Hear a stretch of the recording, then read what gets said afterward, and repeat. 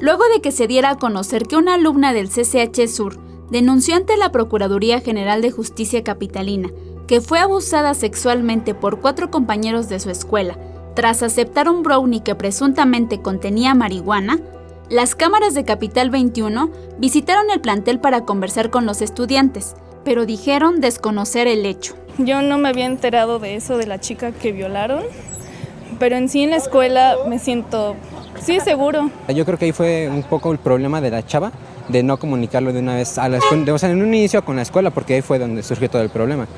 Otras alumnas manifestaron que esta noticia les genera inseguridad dentro del plantel. No se puede confiar en todas las personas que están aquí dentro porque pues no sabemos qué piensen.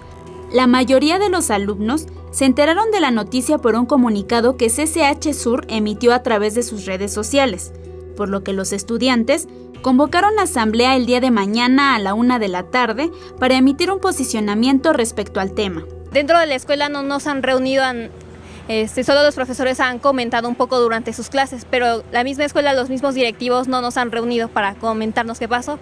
La asamblea que se va a hacer es organizada por alumnos y se supone que dentro de la asamblea se va a ver cómo vamos a reaccionar ante esto. Con imágenes de Joel Arias, Gloria López, 21 Noticias.